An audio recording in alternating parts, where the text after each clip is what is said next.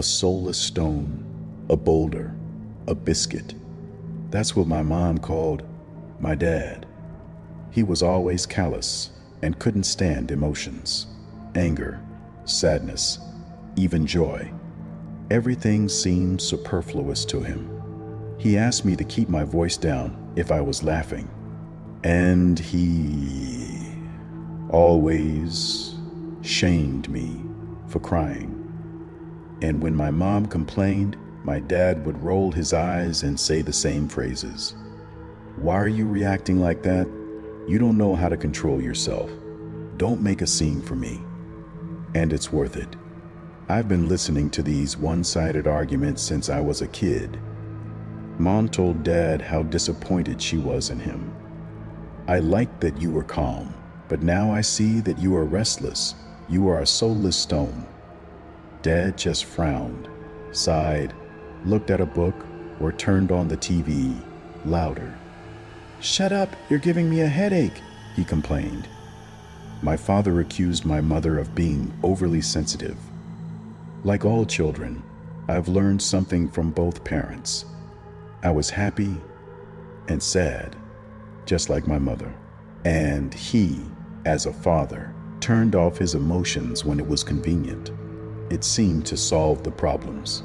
I remember that fateful morning when I took too long to get ready for kindergarten. "Get dressed quickly, I'm late for work," my mom urged me nervously. Unable to stand the tension, I suddenly made a stony face and asked, "Why are you reacting like that?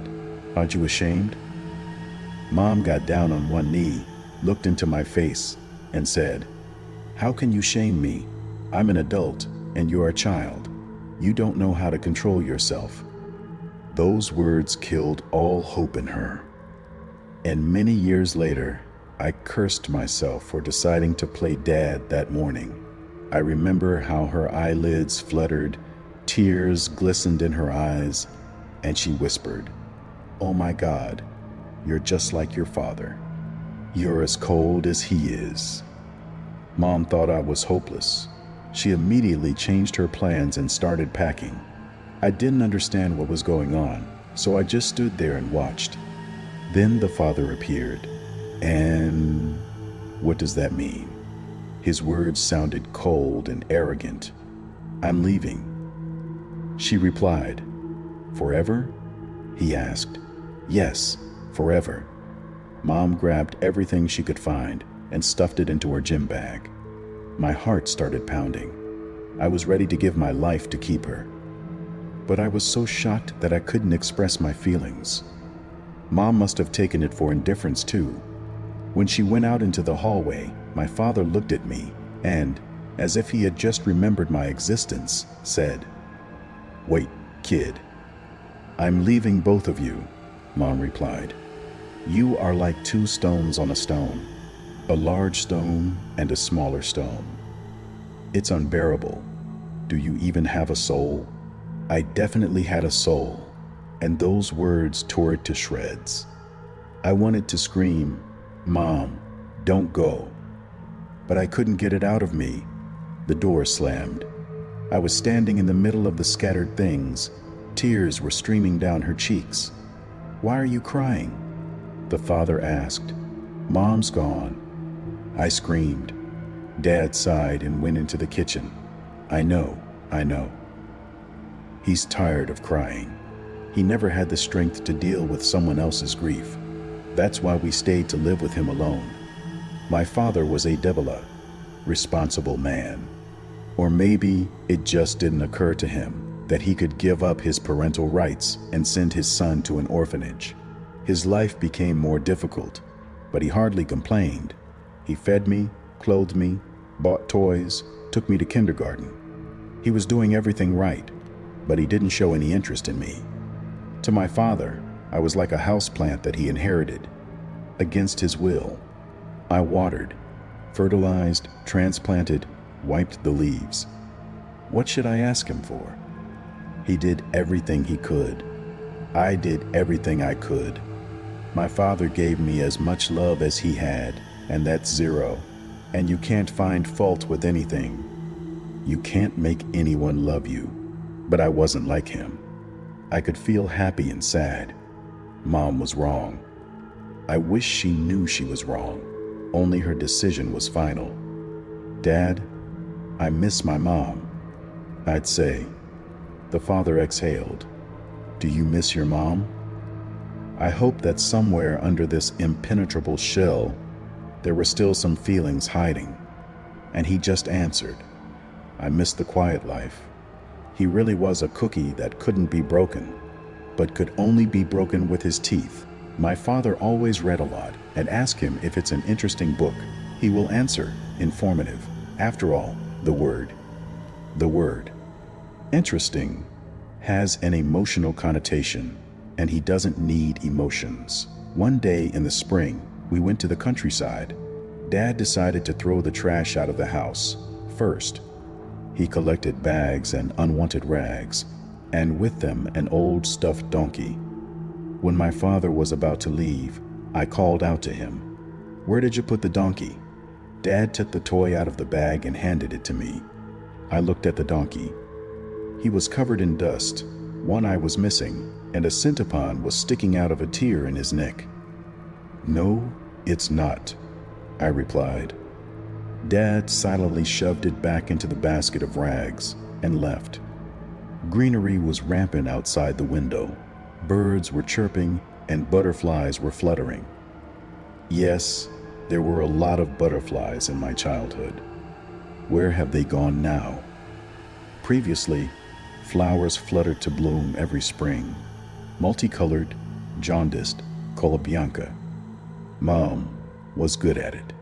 The cottage was cool, cramped, and smelled old, but I liked it there. The cottage has always seemed to me the best place to play. There was a bulky old armchair. When I was little, it seemed to me huge, like a mountain, and I often played rock climbing on it. His father suddenly decided to get rid of him too. It took up too much space. When he pulled out the bottom drawer of the chair, I looked in and saw a small animal. Dad, look, there's a mouse here, I exclaimed with fear and delight. She turned out to be dead. It has dried out a long time ago and has become almost flat. Yes, she lived here as if she were at home, my father replied. He was right. Mouse excrement, sawdust, and scraps of cloth were everywhere in the box. This chair was like a palace for her. The Mouse Queen died and her monastery was scrapped. I felt sorry for her, and I also felt sorry for the stuffed donkey. I imagined him lying there in a container, all alone, crying with his one eye. The chair turned out to be too big to carry it to the trash. So Dad decided to just burn it. When it got dark, he grunted and dragged the chair out to the summer cottage, poured liquid over it for ignition, and threw a match. Wow, how the flames gushed out. I stood mesmerized by the sight. Greenish hues danced in the bright yellow raging tongues. My father was also standing nearby, not admiring, but controlling so that the flames would not spread over the dry grass. Dad, why is the fire green? I asked. I don't know, he replied wearily. It's so beautiful, isn't it? Don't come too close. I was the first to wake up in the morning.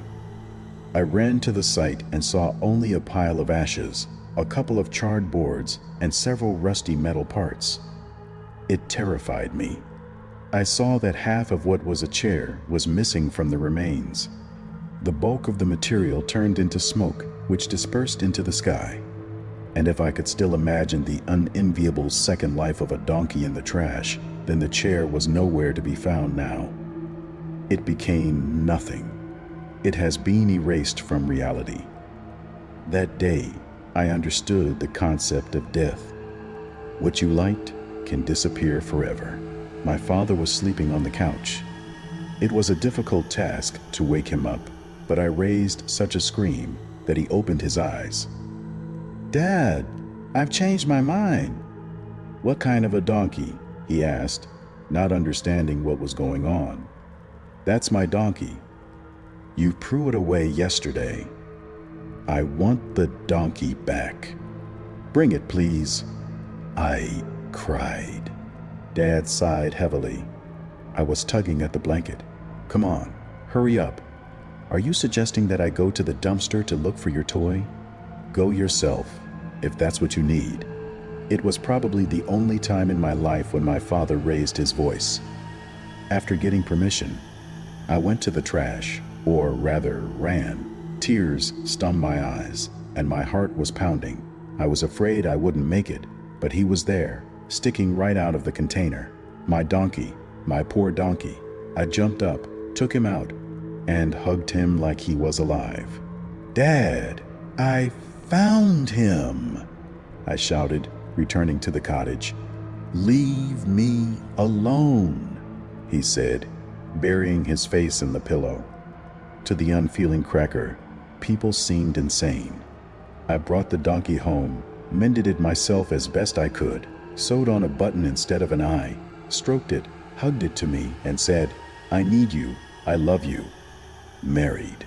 I learned this from the gossip of the neighbors. We haven't seen each other in so many years, and I wanted to meet her one day and tell her that she was wrong. I have a soul. My father couldn't turn off her light, just as I couldn't influence him. He remained a cracker, and over the years, only wrinkled and covered with mold. The head sat up, the skin became flabby and covered with age spots. He was still sitting in the living room, reading his engineering manuals and other technical literature, watching sad TV shows, documentaries about history. We lived together as neighbors who never communicate with each other. My father never came to school for the holidays and did not come to the graduation. He didn't congratulate me on my good final grades or on going to college. It was as if none of this had anything to do with him. And then one day, when I came home from college in the evening, I saw that he was sitting in total darkness. The TV was turned off, and there was an open book on the floor. One day, when I came home from college in the evening, I saw that he was sitting in total darkness. The TV was turned off. There was an open book on the floor. He must have fallen asleep. At first I thought, but it was kind of weird. I went into the living room. I turned on the light and immediately understood. The father is dead. His face paled and fell. His jaw dropped. His eyes were blurred. I screamed in horror, running up to the body. My father wasn't breathing. His mouth and eyes were already dry. And how long did he sit like that before I noticed? Maybe it happened yesterday? At first, I was overcome with panic. What should I do? What should I do? But suddenly a question popped into my head, which instantly calmed me down. What has changed? Really what? He was still sitting in his chair, not talking to me. It was kind of familiar. But when I make the call, they'll take him to the morgue and then bury him. His body will decompose in the ground. He won't be anywhere else, and that didn't suit me. My father should have stayed here. These thoughts scared me, but a minute later a smile spread across my face. So be it. He will stay with me, like that old donkey that still stands on the closet in the room. Nothing unnatural happened to Dad, but if you leave him like that, his body will start to rot. Measures had to be taken. And then I remembered how once I broke a rotten egg and smelled the stink. But everything was fine, until the shell broke. The egg has rotted from the inside. That's what you need to create such a shell for your father. And what would be suitable for this? Acrylic putty on wood. When frozen, it looked just like an eggshell. Now, Dad, now. Here it is, a whole bucket. I spent half the night smearing my old man's face, head, neck, and shoulders. He became all white, like a plaster cast. The putty is over, and I went to bed. The day after college, I went to the hardware store to buy a few more buckets of putty. This impromptu embalming took the next few days. It turned out just fine. His father's entire body was now covered in a white shell, without a single crack. Now he was sitting in his chair, as if he had been molded. Next, I had to learn the makeup artist's skill. I made the plastered body look almost alive, bought him a black wig. My father even looked a little younger, and there was no stink. "Welcome back, Dad," I said, finally seeing the final result of my work. "What's the big deal?" Everything remained as usual. I went to school, carefully spent my father's savings from his card, and prepared for the fact that in a few months I would have to earn on my own. Almost nothing has changed. However, now I felt lonely, leaving home. That's why I wanted to find people who care about me. I got to know everyone, but the friendship didn't really work out. I just wasn't lucky enough to meet my soulmates. Tanya became the first girl who mattered to me. We studied in different groups and met quite by chance. She came to college from the village. She seemed like a simple girl, but I thought about her every 10-15 minutes. I woke up in the morning and was glad to see you again today. I went out early to meet her on the way. We met again near the college and walked side by side. The girl lazily dragged her feet, rubbed her sleepy eyes, and I looked at her with a sinking heart. And I was sorry that now I had to go back to my groups again. "How do you rest at all?" I asked. Tanya answered, "As you have to. I'm walking with someone in my Zajopinsk, but there's not much to talk to there. It's just a bunch of trash." We were almost at the gate when I suggested, "Can we skip a day? Let's go somewhere, for example, to a cafe, to eat ice cream." She stopped and looked at me. "I like your idea." Honestly, I didn't expect her to agree. "Yeah," the girl confirmed. "I'm usually offered a drink. You say ice cream." "Shall we go then?" I jerked my head away from the gate. "Let's go," the girl agreed. We had to drag ourselves around the streets waiting for the cafe to open. And then Tanya was eating ice cream like crazy. "What will we do then?" "I asked you what made you think it was a date. What are the suggestions?" Tanya was interested. "We can go to the movies," I suggested. "Or, we can go to the amusement park. It's fun." "Is your house quiet enough?" "What is it?" her friend asked suddenly. "At my place?" "Well, actually, yes, it's quiet."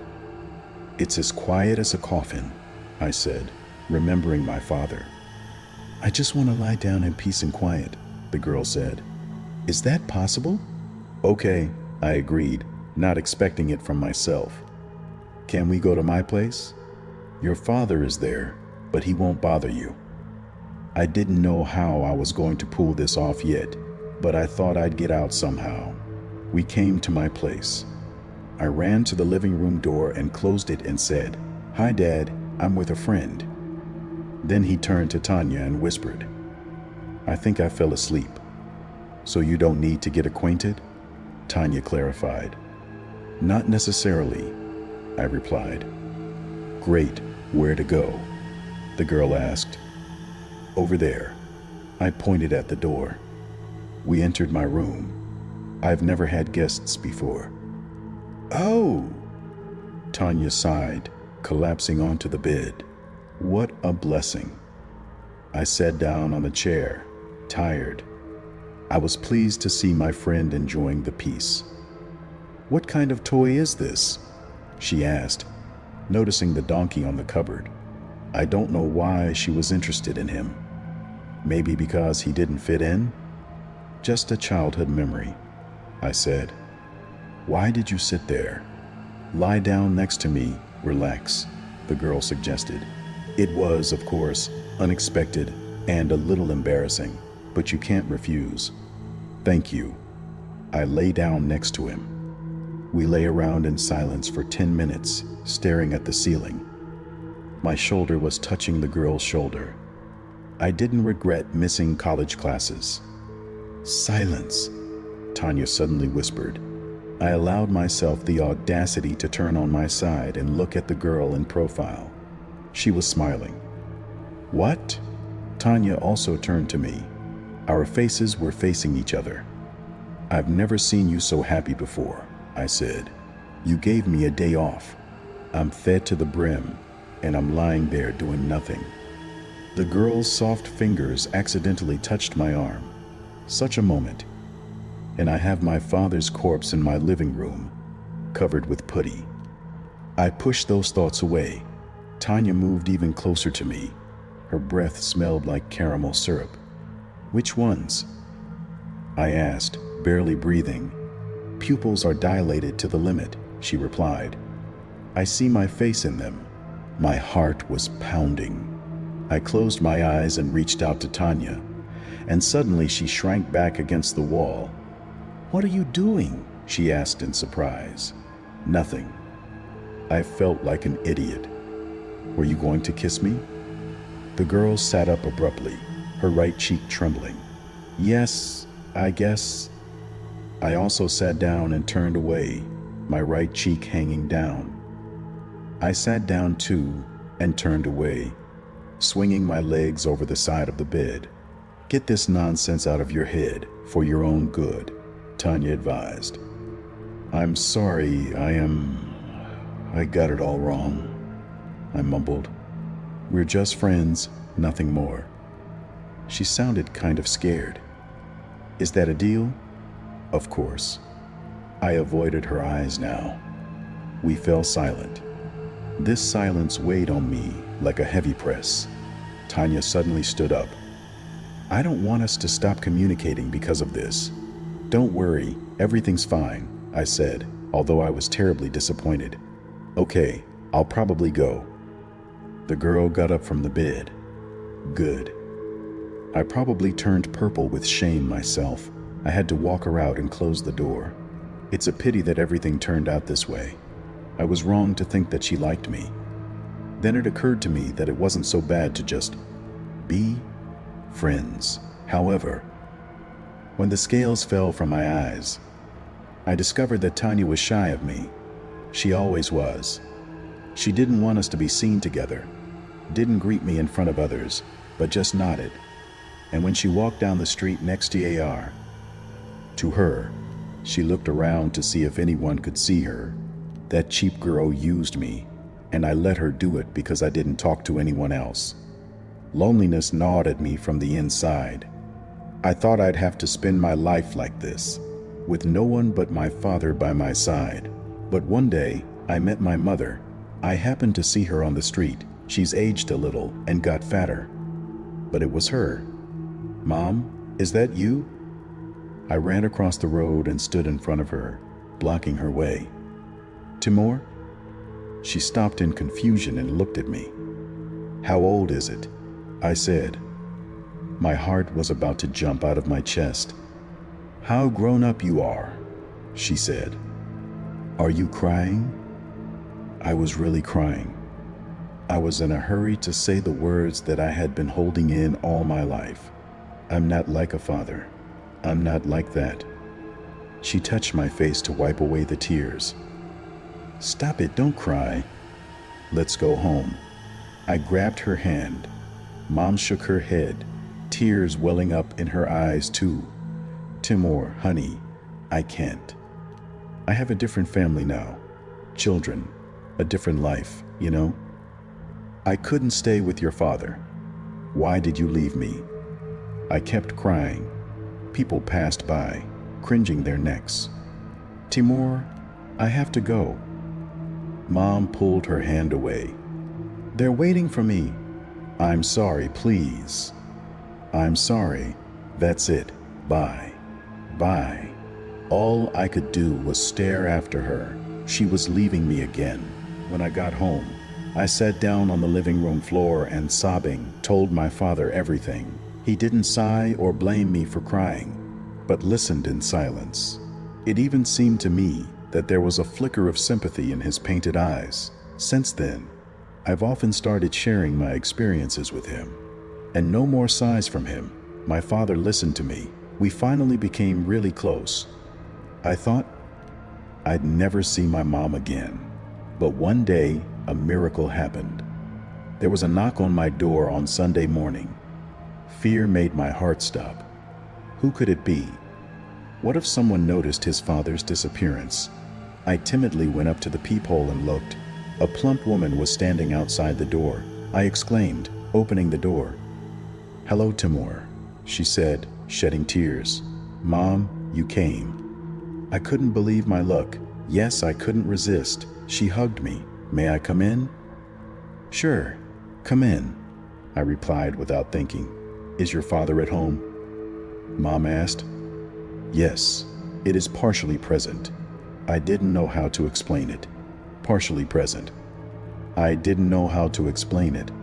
Partially present, Mom repeated. A very accurate description. He probably didn't even notice that I was gone. "Why did you come back?" "Damn, a dead father." "I couldn't forget our meeting," she replied, entering the hallway. "You were crying. I've been living with a heavy heart all these years. I was hoping you didn't care." I didn't care. I hurriedly locked the door, as if I was afraid she would leave again. "I don't have much time, but I really want to talk to you about everything." Mom took off her shoes and looked around. "You're finally here." I was so glad. It seemed that nothing could overshadow this wonderful moment. "I'm going to say hello for the sake of decency." The mother went to the living room. I shouted, but it was too late. She came into the room. "Hello, Nikolai. Nikolai, can you hear me?" And suddenly, Mom screamed, "Oh!" Mom. I also entered the living room. She was standing in front of the chair, covering her mouth with her palm. "It's Dad," I replied. "What happened to him?" the mother asked, stuttering in fear. "It died. I didn't want to lose him. I was hoping I could explain everything. But Mom suddenly screamed, "What a horror!" "Mom." "Stop it," I begged. She rushed to the door. My hands grabbed her shoulders of their own accord. "Let me go. Let me pass." "Get your hands off me. Don't touch me," she screamed. "You're crazy." Why did I just come? Emotions. So many emotions. I couldn't stand it. My mind went blank. Mom ran into the hallway and began to put on her shoes. "You've been gone too long. I can't let you go."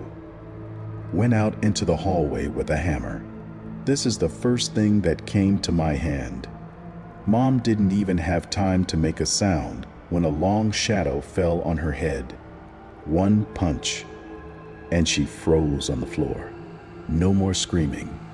I spent that day and the next in hysterical sobs. It seemed that everything was gone. They'll come for me. They'll put me in jail or a mental hospital. But the circumstances were in my favor. Mom didn't seem to tell anyone where she was going. She was planning a secret meeting. Realizing this, I set to work. It took a lot. More putty on my mother. But I did the job faster. It had only been a week, and here she was, sitting quietly on the couch in the living room, powdered and made up with a new hairstyle. My family reunited after so many years. Did I regret what had happened? Not at all. I was pleased. My classmates also noticed the change. They asked, "What do you want to be so happy about?" It's that simple. I loved coming home, where both my parents were waiting for me. The only regret I had was that things hadn't worked out with Tanya. Every time I saw her, I was reminded of the day she refused me. I didn't want to talk to her, but she forced herself on me. One rainy evening, Tanya wrote, "Hello." "Hi," I replied. "Let's go to a cafe," she suggested. I knew this girl wouldn't spend a dime with me, so I answered, "I don't have any money." It was much more pleasant for me to just sit at home in the company of Mom and Dad. Then I can hang out with you for an hour before the train. One go through me. I'm walking in the rain. I'm getting wet, Tanya wrote, and I answered without thinking. What about it? If you just close the door of the room, she won't notice. Or even better, if... Tanya arrived about 10 minutes later. I greeted her with a smile and locked the door as soon as she entered. Thank you for inviting me, the girl said, taking off her wet sneakers. And then she looked at the phone and added, Oh, that asshole is awake. He's telling me to come over. Tanya recorded a voice message. And you sleep longer. I'm actually soaked all over because of you. Okay, I'll be right there. Wait. I smiled even wider.